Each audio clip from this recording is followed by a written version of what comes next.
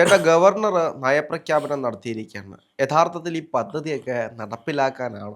നടപ്പിലാക്കാൻ അല്ലെങ്കിൽ പിന്നെ മാനിഫെസ്റ്റോയിലും പിന്നീട് നയപ്രഖ്യാപനത്തിലും മന്ത്രിസഭാ യോഗങ്ങളിലും ഒന്നും ഇത് പറയേണ്ട കാര്യമൊന്നുമില്ലല്ലോ. അല്ല, ഇവര് ഏറ്റവും കൂടുതൽ ഇപ്പോൾ ആക്ഷേപിച്ചുകൊണ്ടിരിക്കുകയാണ് ഇതൊക്കെ നടക്കാനുള്ളതാണോ എന്ന് ചോദിച്ചുകൊണ്ട് CPM സൈബർ ഹാൻഡിലാണ് ആക്രമിക്കുന്നത്. നോക്കി ഇതിനകത്ത് ഇന്ന് നയപ്രഖ്യാപനം നടത്തുന്നതിൽ പറഞ്ഞിട്ടുള്ള പല കാര്യങ്ങളും അല്ലെങ്കിൽ മാനിഫെസ്റ്റോയിൽ ഉണ്ടായിരുന്ന പല കാര്യങ്ങളും ആദ്യ വാർത്താ സമ്മേളനത്തിൽ തന്നെ തീരുമാനമെടുത്ത് മുന്നോട്ട് പോയിക്കൊണ്ടിരിക്കുന്ന ഒന്ന് തന്നെയാണ്. ഇവിടെ ഒരു സർക്കാരുണ്ട്, ഇവിടെ ഒരു ജനപക്ഷ സർക്കാരുണ്ട്, ഇവിടെ ഒരു ജനകീയ സർക്കാരുണ്ട്, ജനങ്ങളെ അറിയുന്ന സർക്കാരുണ്ട് എന്ന് കൃത്യമായി ബോധ്യപ്പെടുത്തിക്കൊണ്ട് തന്നെയാണ് വി ഡി സതീശൻ സർക്കാർ ഈ പറയപ്പെടുന്ന 10-15 ദിവസങ്ങൾ മാത്രം മുന്നോട്ട് പോകുമ്പോൾ കാര്യങ്ങളുമായി മുന്നോട്ട് പോയിക്കൊണ്ടിരിക്കുന്നത്. ഇപ്പോൾ വി ഡി സതീശൻ സർക്കാരിനെതിരെ, വി ഡി സതീശനെതിരെ ഇവർ കുറ്റം പറയുന്നത് എന്താണ്? ED റെയ്ഡിനെതിരെ മുഖ്യമന്ത്രി ഒന്നും മിണ്ടുന്നില്ല. 12 തവണ, 13 തവണ, 14 തവണ മാധ്യമങ്ങൾ ചോദിച്ചിട്ട് ഒന്നും പറയുന്നില്ല എന്നുള്ളതാണ്.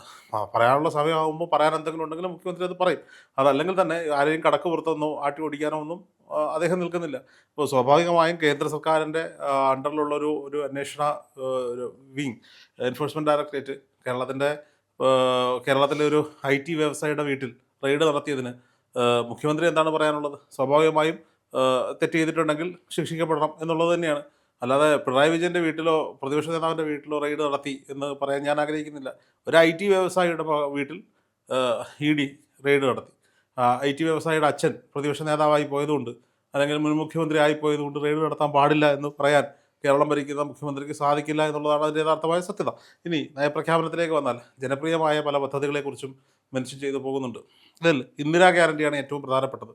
സ്ത്രീകൾക്ക് ജൂൺ 15 മുതൽ KSRTC ബസ്സുകളിൽ സൗജന്യ യാത്ര ഒരുക്കുമെന്ന് ഓൾറെഡി ആദ്യത്തെ മന്ത്രിസഭാ യോഗത്തിൽ തന്നെ ഡേറ്റ് പ്രഖ്യാപിച്ചിട്ടുള്ളതാണ്. ക്ഷേമ പെൻഷനുകൾ 3000 രൂപയാക്കുന്നു. കൊടുത്ത വാക്കാണ്. ഇപ്പോൾ സോഷ്യൽ മീഡിയ നടന്നുകൊണ്ടിരിക്കുന്ന വലിയ പ്രചരണം എന്താ? പെൻഷൻ തുക കിട്ടാത്ത പെരുന്നാൾ ദിനം കടന്നുപോയി എന്നാണ്. 19-ാം തീയതി സർക്കാർ ഓർഡർ ഇറക്കി. 25-ാം തീയതിക്ക് മുമ്പ് തന്നെ അക്കൗണ്ടുകളിൽ പണമെത്തി. നേരിട്ട് അക്കൗണ്ടുകളിൽ പെൻഷൻ വാങ്ങുന്നവർക്ക് നേരിട്ട് അക്കൗണ്ടുകളിലേക്ക് പണമെത്തി കഴിഞ്ഞു. ഇനി സഹകരണ ബാങ്കുകളിലൂടെ കിട്ടുന്ന ഈ പെൻഷൻ തുക മാത്രമാണ് പെൻഡിംഗ് ഉള്ളത്. ഈ സഹകരണ ബാങ്കുകളിൽ കൂടുതലും ഭരിക്കുന്നതും ജോലി ചെയ്യുന്നതും സഖാക്കന്മാരാണ്. അവരുടെയൊക്കെ അച്ഛൻ്റെയും അമ്മയുടെയും സ്വത്ത് പോലെ എടുത്ത് ജോലി കൊടുത്ത് ബ്രാഞ്ച് സെക്രട്ടറിമാരും LC സെക്രട്ടറിമാരും അവരുടെ മക്കളും ഭാര്യമാരും ഒക്കെയാണ് അവിടെ ഇത് വിതരണം നടത്തുന്നത്. അവന്മാർ മനഃപൂർവ്വം ഇത് വിതരണം നടത്താതെ കയ്യിൽ വെച്ചുകൊണ്ടിരുന്നിട്ട് പാവപ്പെട്ട സർക്കാരിൻ്റെ മഞ്ചത്ത് കയറിയിട്ട് കാര്യമുണ്ടോ? ഇല്ല. അപ്പോൾ സ്വാഭാവികമായിട്ടും അർഹതപ്പെട്ട ആളുകൾക്കുള്ള പെൻഷൻ തുക സർക്കാർ ഡിസ്പേഴ്സ് ചെയ്ത് കഴിഞ്ഞു. ഇനി വരാൻ പോകുന്നത് എന്താണ്? അടുത്ത മാസങ്ങളിൽ ഈ സഹകരണ ബാങ്ക് വഴിയുള്ള ഈ വിതരണം ഉണ്ടല്ലോ, അത് അവസാനിപ്പിക്കും. വി ഡി സതീശൻ സർക്കാർ അവസാനിപ്പിക്കാതെ തന്നെ എഴുതി വെച്ചോ, രാഹുൽ എഴുതി വെച്ചു, ഞാനിപ്പോൾ പറയാണ്. അപ്പോൾ സ്വാഭാവികമായിട്ട് ക്ഷേമ പെൻഷൻ 3000 രൂപയാക്കി. കോളേജ് വിദ്യാർത്ഥിനികൾക്ക് 1000 രൂപ പഠന സഹായം സ്റ്റൈഫൻഡ് പോലെ നൽകുന്ന പദ്ധതിക്ക് പിന്നെ ഇന്ന് നയപ്രഖ്യാപനത്തിൽ പ്രഖ്യാപിച്ചിരിക്കുന്നു. 25 ലക്ഷം രൂപയുടെ ഉമ്മൻചാണ്ടി ഇൻഷുറൻസ് പദ്ധതി. അങ്ങനൊരു കരുതൽ പദ്ധതിക്ക് ഇടാൻ പറ്റിയ ഏറ്റവും മികച്ച പേര് തന്നെയാണ് ഉമ്മൻചാണ്ടി. ഞാനിപ്പോൾ ഇവിടെ സ്മരിക്കാൻ ആഗ്രഹിക്കുന്നത് അദീന ഭാരതി എന്ന് പറയുന്ന ഒരു BJP നേതാവിൻ്റെ, BJP നേതാവല്ല, ഒരു BJP അനുഭാവിയുടെ ഒരു പെൺകുട്ടിയുടെ വാക്കുകളെയാണ് ഞാനിവിടെ സ്മരിക്കാൻ ആഗ്രഹിക്കുന്നത്. അവരുടെ പാർട്ടി ചാനൽ, വർഗീയതയൊന്നും പറയാത്ത വളരെ മാന്യമായി പോകുന്ന ആ പാർട്ടി ചാനലിനെ കുറിച്ച് കുറച്ച് കാര്യങ്ങൾ എനിക്ക് പിന്നീട് പറയാനുണ്ട്. വലിയ രീതിയിൽ വൈറലാക്കിയ അദീന ഭാരതി പറഞ്ഞ എന്താണ്? മരിച്ചുപോയവരുടെ പേരിൽ ഗ്യാരണ്ടി കൊടുത്താൽ പിന്നെ ആ ഗ്യാരണ്ടി നടപ്പിലാക്കേണ്ട ആവശ്യമില്ലല്ലോ, ജീവിച്ചിരിക്കുന്നവരുടെ പേരിലല്ലേ ഗ്യാരണ്ടി നടത്തേണ്ടത്? ഇന്ദിരാഗാന്ധിയുടെ പേരിൽ എന്തിനാണ് ഗ്യാരണ്ടി പറഞ്ഞത്? മോദി കാ ഗ്യാരണ്ടി എന്ന് പറഞ്ഞാൽ നടപ്പിലാക്കാനുള്ളതും ഇന്ദിരാഗാന്ധിയുടെ ഗ്യാരണ്ടി പറഞ്ഞാൽ അത് നടപ്പാക്കില്ല എന്നുള്ളതുമാണ്. മരിച്ചവർ വന്ന് ചോദിക്കില്ലല്ലോ എന്നൊക്കെയാണ് ആ കൊച്ച്, പാവം കുഞ്ഞ്, സോഷ്യൽ മീഡിയയിൽ വന്നിരുന്നോ എവിടെയൊക്കെയോ ഇരുന്ന് സംസാരിച്ചത്. ഇതാ ഇന്ത്യൻ നാഷണൽ കോൺഗ്രസിനെ സംബന്ധിച്ചിടത്തോളം ഇന്ത്യൻ നാഷണൽ കോൺഗ്രസിന് എന്നും വൈകാരികത ഉണർത്തുന്ന പേര് തന്നെയാണ് ഇന്ദിരാഗാന്ധിയുടേത്. ഇന്ത്യക്ക് നേരെ അഹങ്കാരത്തോടു കൂടി പാഞ്ഞെടുത്ത അമേരിക്കൻ പടക്കപ്പലിനെ ഒരൊറ്റ ഫോൺ കോളിൽ നങ്കുരമിടിയിപ്പിക്കാൻ ത്രാണി ഉണ്ടായിരുന്ന കരുത്തയായ നേതാവാണ് ഇന്ദിരാഗാന്ധി. അന്ന് ഇന്ദിരാഗാന്ധി കണ്ട സ്വപ്നങ്ങളാണ് ഇന്നത്തെ ഈ വികസിത ഭാരതത്തിൻ്റെ നട്ടെല്ല് എന്ന് പറയുന്നത്. ആ ഇന്ദിരാഗാന്ധിയുടെ പേരിൽ ഒരു ഗ്യാരണ്ടി പ്രഖ്യാപിക്കുന്നുണ്ടെങ്കിൽ അത് നടപ്പിലാക്കാൻ തന്നെയാണ്. ഭാരതത്തിന് വേണ്ടി നെഞ്ചിൽ വെടിയുണ്ടയേറ്റു മരിച്ചു വീണ ഇന്ദിരാഗാന്ധിയുടെ പേരിൽ ഒരു വാക്ക് കൊടുത്തിട്ടുണ്ടെങ്കിൽ അത് നടപ്പിലാക്കുക തന്നെ ചെയ്യുമെന്ന് അദീന ഭാരതിക്ക് ഇപ്പോൾ മനസ്സിലായിട്ടുണ്ടാവും. ഇന്ദിരാ ഗ്യാരണ്ടിയിൽ പറഞ്ഞ എല്ലാ കാര്യങ്ങളും നടക്കുകയാണ്. വയോജന വകുപ്പ് രാജ്യത്താദ്യമായി കേരളത്തിൽ ആരംഭിക്കുന്നു. അതിന് മന്ത്രിയെ നിശ്ചയിച്ചിരിക്കുന്നു. CMBയുടെ നേതാവ് CP ജോണാണ് വയോജന വകുപ്പിൻ്റെ മന്ത്രിയായി ചുമതല ഏറ്റെടുത്തിരിക്കുന്നത്. പെൺകുട്ടികൾക്ക് പഠിക്കാൻ 1000 രൂപ, കലാലയങ്ങളിൽ പഠിക്കുന്ന പെൺകുട്ടികൾക്ക് 1000 രൂപ, ഈ പെൻഷൻ പരിധി 3000 രൂപയാക്കുന്നു. ആശാ വർക്കർമാരുടെ വേതനം വർദ്ധിപ്പിക്കുന്നു. അങ്ങനെ തുടങ്ങി ജനത്തെ മുഴുവൻ ചേർത്ത് പിടിക്കുകയാണ്. ഇതിനും അപ്പുറത്തേക്ക് എല്ലാ മേഖലകളിലേക്കുമുണ്ട്. എല്ലാം ചർച്ച ചെയ്ത് പോയാൽ ഒരു ദിവസം തന്നെ പോരാതെ വരും. അപ്പോൾ അദീന ഭാരതിയെ പോലെയുള്ളവരുടെ ടെൻഷൻ കൂടി അകറ്റിക്കൊണ്ട് അവരെ കൂടി ചേർത്ത് പിടിച്ചുകൊണ്ട് ഈ സർക്കാർ മുന്നോട്ട് പോകുന്നു എന്ന് വേണം നമുക്ക് മനസ്സിലാക്കാൻ. അതിനൊപ്പം തന്നെ ഇപ്പുറത്ത് സ്വന്തം മകളുടെ പേരിലുണ്ടാകുന്ന ED അന്വേഷണം ഇപ്പം എല്ലാവരും പറയുന്നത് എന്താണ്, മുഖ്യമന്ത്രി വാതുറക്കാത്തത് കോൺഗ്രസ് നേതാക്കന്മാരുടെയും കൂടെ പേര് ഇതിലുണ്ട് എന്നുള്ളതാണ്. കോൺഗ്രസ്മാരുടെ പേരുണ്ടെങ്കിൽ അന്വേഷിക്കണമെന്നേ. അന്വേഷിച്ചിട്ടില്ല. ഇവിടെ ED UDF നേതാവ് KM ഷാജിയുടെ വീട്ടിൽ പോയപ്പോൾ KM ഷാജി ഒരു ഗ്ലാസ് കോഫി എടുത്തോട്ട് പുറത്തു വന്നിട്ട് നിങ്ങൾ അന്വേഷിച്ചിട്ടോ ഞാനിവിടെ നിൽക്കാം എന്ന് പറഞ്ഞ ചരിത്രം നമ്മുടെ മുന്നിൽ നിൽക്കുകയല്ലേ. ജുഡീഷ്യൽ കമ്മീഷനെ സ്വന്തം സർക്കാർ തന്നെ വെച്ചിട്ട് മുഖ്യമന്ത്രിയായിരുന്ന ഒരു മനുഷ്യൻ 12 മണിക്കൂർ ആ ജുഡീഷ്യൽ കമ്മീഷന്റെ മുന്നിൽ അവരുടെ ഓഫീസിൽ പോയിരുന്നില്ലേ? അങ്ങനെ ഒരു കാലഘട്ടത്തിലൂടെയല്ലേ പോകുന്നത്. ഇന്ന് സജി ചെറിയാൻ പ്രസംഗിക്കുന്ന കേട്ടും 9 മണിക്കൂർ പ്രായമുള്ള പിണറായി വിജയനെ മൂത്രമൊഴിക്കാൻ പോലും വിടാതെ ഖരാവ ചെയ്തു. അത്ര മോശക്കാരൊന്നുമല്ല ED. മൂത്രം ഒഴിക്കാനും വിട്ട് കാണും, ഫുഡ് കഴിക്കാനും വിട്ട് കാണും, അപ്പിടാനും വിട്ട് കാണും. അല്ല, അത്ര മോശക്കാരായൊന്നും അല്ല ED എന്ന് എനിക്ക് തോന്നുന്നില്ല. എന്നാലും സംഭവം കയ്യിൽ നിന്ന് പോയി നിൽക്കുന്ന ഒരു സാഹചര്യമുണ്ട്. ഈ പിടിക്കപ്പെട്ട 18ഓളം പ്രതികൾ റിമാൻഡ് ചെയ്യപ്പെടുകയാണ്. റിമാൻഡ് ചെയ്ത് ഇവന്മാരൊക്കെ പുറംലോകം കാണുമോ എന്നുള്ള കാര്യം സംശയം തന്നെയാണ്. വിനീഷ് കോടിയേരി എന്ന് പറയുന്ന കോടിയേരി ബാലകൃഷ്ണന്റെ മകന് മെമ്പർഷിപ്പ് കൊടുക്കില്ല എന്ന് പറഞ്ഞെടുത്ത് കൊടുക്കേണ്ടുന്ന സാഹചര്യത്തിലേക്ക്, ഔദാര്യമല്ല, അതിൻ്റെ ഒരു സെഗ്മെന്റായിട്ട് തന്നെ അതിൻ്റെ ഒരു ചരിത്രം പറയേണ്ടിയിരിക്കുന്നു. അപ്പോൾ എന്ത് തന്നെയായാലും നിയമസഭയിൽ ഗവർണറുടെ നയപ്രഖ്യാപനം നടക്കുകയാണ്.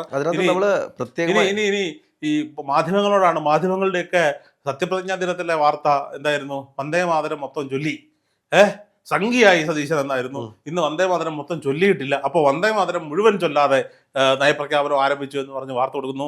വാർത്തയ്ക്ക് വേണ്ടി അനാവശ്യങ്ങൾ എഴുതി വിടരുത്. CPM തുടങ്ങി വെച്ച ക്യാമ്പയിൻ എടുത്തു വെച്ചുകൊണ്ട് കഴിഞ്ഞ ദിവസങ്ങളിൽ ന്യൂസ് കാർഡുകൾ ഷെയർ ചെയ്യുന്നത് നമ്മൾ കണ്ടു. ഈ 19-ാം തീയതി പുറത്തിറങ്ങിയ ഈ പറയപ്പെടുന്ന പെൻഷൻ വിതരണവുമായി ബന്ധപ്പെട്ട ഗവൺമെൻറ് ഓർഡറുകൾ ഇന്ന് സോഷ്യൽ മീഡിയയിൽ അവൈലബിൾ ആണ്. പറയുന്നതെല്ലാം ചെയ്തുകൊണ്ടൊരു സർക്കാർ മുന്നോട്ട് പോവുകയാണ്. ഇനി മുഖ്യമന്ത്രിയുടെ വായിൽ നിങ്ങൾ മൈക്ക് കുത്തി കയറ്റേണ്ട കാര്യമൊന്നുമില്ല. മുഖ്യമന്ത്രിക്ക് പറയാനുള്ളപ്പോൾ മുഖ്യമന്ത്രി കാര്യങ്ങൾ പറയും. ഒരു മനുഷ്യൻ എന്തൊക്കെ ഒരു മനുഷ്യൻ മുഖ്യമന്ത്രി ആയിരിക്കുമ്പോൾ അദ്ദേഹത്തിന് എന്തൊക്കെ കാര്യങ്ങൾ ചെയ്യാനും പ്രവർത്തിക്കാനും ഉണ്ടാകും. ഇറങ്ങുമ്പോഴും പോകുമ്പോഴും വരുമ്പോഴും നിൽക്കുമ്പോഴും മുൻ മുഖ്യമന്ത്രിയുടെ വീട്ടിൽ നടന്ന ED റെയ്ഡിനെ കുറിച്ച് അഭിപ്രായം ചോദിക്കുമ്പോൾ കോഴിയെ കെട്ടവൻ്റെ തലയിൽ പൂടാണ് അല്ലേ? അപ്പോൾ മടിയിൽ കനമില്ലാത്തവൻ പേടിക്കേണ്ട കാര്യമില്ല. കനമുള്ളവൻ പേടിച്ചാൽ മതി. ED വരട്ടെ, അന്വേഷിച്ചിട്ട് പോട്ടെ എന്നൊരു നിലപാടെടുത്ത് നിൽക്കുന്ന ഒരു പിണറായി വിജയനെ കാണാനാണ് കേരളത്തിൻ്റെ മുഖ്യമന്ത്രി VD സതീശൻ ആഗ്രഹിക്കുന്നതെന്നാണ് എനിക്ക് തോന്നുന്നത്. എന്തായാലും EDയുടെ അന്വേഷണ റിപ്പോർട്ടൊക്കെ വരട്ടെ, അദ്ദേഹം പ്രതികരിക്കുമായിരിക്കും. കേരള സർക്കാർ അറിഞ്ഞുകൊണ്ടല്ല EDയുടെ. അതേപോലെ തന്നെ ഇന്ന് നയപ്രഖ്യാപനത്തിൽ എനിക്ക് ഏറ്റവും ഇൻട്രസ്റ്റിംഗ് ആയിട്ട് തോന്നിയത്, ഇതിനു മുമ്പിട്ടും കേരളത്തെ ഒരു മൊത്തത്തിൽ പോർട്ടുകൾ വഴി ബന്ധിപ്പിക്കുന്ന ഒരു വലിയ ശൃംഖലയാക്കി ഇത് VD സതീശൻ തുറമുഖ വകുപ്പ് ഏറ്റെടുത്തപ്പോൾ പല ആരോപണങ്ങളും അതിനെ തുടർന്ന് അടിച്ചുവിടാൻ നോക്കി, നടന്നില്ല. എന്തിന് VD സതീശൻ തുറമുഖ വകുപ്പ് എടുത്തു എന്ന് ചോദിച്ചാൽ, VD സതീശൻ കൊടുത്തൊരു പോഡ്കാസ്റ്റ് ഉണ്ട് ഇലക്ഷനൊക്കെ മുമ്പ്, അത് കണ്ടാൽ മതി. കേരളത്തിലെ കടൽ തീരങ്ങളെ എങ്ങനെ ഉപയോഗപ്പെടുത്തണമെന്ന് കൃത്യമായ വിഷൻ ഈ പറയപ്പെടുന്ന VD സതീശനുണ്ട്. ആ VD സതീശൻ അതിനുവേണ്ടി തന്നെയാണ്. പക്ഷെ അങ്ങനെ വരികയാണെങ്കിൽ വലിയൊരു മാറ്റമായിരിക്കും കേരളത്തിന് വരാൻ പോകുന്നത്. അതായത് തെക്ക് ദേശം വലിയൊരു ഇൻഫ്രാസ്ട്രക്ചർ ബിൽഡ് ചെയ്യാനുള്ളൊരു സെറ്റപ്പിലേക്ക് മാറാൻ പോകുന്നത് വലിയൊരു കാര്യം തന്നെയാണ്. ഈ വിഷനോടുകൂടി വെറുതെ ഒരു ദിവസം കയറി മുഖ്യമന്ത്രി കസേരയിൽ ഇരുന്നൊന്നും അല്ലെന്നേ. കൃത്യമായി ഇത്രയും കാലത്തെ പഠനത്തിന് ശേഷം തനിക്കൊരു അവസരം ലഭിച്ചാൽ എന്ത് ചെയ്യണമെന്ന ഉത്തമമായ ബോധ്യം ഉണ്ടാക്കി വെച്ചതിന് ശേഷം മാത്രമാണ് VD സതീശൻ മുഖ്യമന്ത്രി കസേര ക്ലെയിം ചെയ്തതും അവിടെ കയറി ഇരുന്നതും എന്നുള്ളതാണ്. അപ്പോൾ സ്വാഭാവികമായിട്ടും ഗവർണർ നയപ്രഖ്യാപന പരിപാടികളൊക്കെ കഴിയട്ടെ. ഇനി ഇതെല്ലാം ഘട്ടം ഘട്ടമായി നടപ്പിലാക്കാൻ പോവുകയാണ്. ഒന്നിനൊന്ന് മികച്ച മന്ത്രിമാർ. ഇപ്പോൾ ഞാൻ കഴിഞ്ഞ ദിവസം സെക്രട്ടേറിയറ്റിൽ പോയിരുന്നു. അവിടെ മുഖ്യമന്ത്രിയുടെ ഓഫീസെല്ലാം സെറ്റായി കഴിഞ്ഞു. K മുരളീധരൻ്റെ ആരോഗ്യവകുപ്പ് ദേവസ്വം മന്ത്രിയുടെ ഓഫീസുകളൊക്കെ സെറ്റായി കഴിഞ്ഞു. അപ്പോൾ ഓരോ രമേശ് ചെന്നിത്തലയുടെ ഓഫീസുകളെല്ലാം സെറ്റാണ്, ടീം സെറ്റാണ്. ഓരോ മന്ത്രിമാരും അവരുടെ ടീം സെറ്റ് ചെയ്തുകൊണ്ടിരിക്കുകയാണ്. വലിയ രീതിയിൽ ജനത്തെ കയ്യിലെടുത്തുകൊണ്ട് കരുതലും വികസനവുമായി മുഖ്യമന്ത്രിയും മന്ത്രിമാരും MLA മാരും പെർഫോം ചെയ്യുന്ന 5 വർഷക്കാലം സുവർണ്ണ കാലഘട്ടം നമുക്ക് മുന്നിലുണ്ട്. മാധ്യമങ്ങൾ അവരുടെ കുത്തിത്തിരിപ്പുകൾ തുടരുക. അല്ല, തുടക്കം തന്നെ സർക്കാർ ഓഫീസുകളിൽ നിന്നാണ്. ഇന്ന് തന്നെ MVDക്ക് ആയി ബന്ധപ്പെട്ടിട്ട് കുറേ റൂൾസ് ഇറക്കിയിട്ടുണ്ട്. MVD പണം വാങ്ങുന്നുണ്ട്, അത് കണ്ടെത്താൻ വേണ്ടിയിട്ട് പുതിയ സിസ്റ്റങ്ങൾ കൊണ്ടുവരുന്നുണ്ട്. അതെല്ലാം വ്യത്യസ്ത മാറ്റങ്ങളായിരിക്കും. ആദ്യം സ്വന്തം ഡിപ്പാർട്ട്മെന്റിൽ നിന്ന് തന്നെയാണ് എല്ലാവരും തുടങ്ങട്ടെ. സ്വന്തം ഡിപ്പാർട്ട്മെന്റിൽ നല്ല സ്വന്തം ഓഫീസിൽ നിന്ന് സ്വയം തുടങ്ങട്ടെ. സ്വയം വിലയിരുത്തിക്കൊണ്ട് ഓരോ മന്ത്രിമാർക്കും അവരുടെ ന്യൂനതകൾ ഉണ്ടെങ്കിൽ അത് പരിഹരിച്ചുകൊണ്ട് മുന്നോട്ട് പോകാൻ സാധിക്കട്ടെ. നല്ലൊരു സൽഭരണം എന്തായാലും 5 വർഷക്കാലം ഉണ്ടാകുമെന്ന കാര്യത്തിൽ സംശയമില്ല. സഹകന്മാരോടാണ്, നിങ്ങൾ തെരുവുകളിൽ അനാവശ്യ കാര്യങ്ങൾക്ക് സമരമുണ്ടാക്കി അടിയുണ്ടാക്കിക്കോളൂ. പാവപ്പെട്ടവൻ്റെ മക്കളെയും പാവപ്പെട്ടവനെയും ജയിലിലാക്കിക്കോളൂ. നിൻ്റെയൊക്കെ നേതാക്കന്മാർക്ക് ഒരു പ്രശ്നവുമില്ലാതെ ഉണ്ടുറങ്ങി കഴിയുന്നുണ്ട്.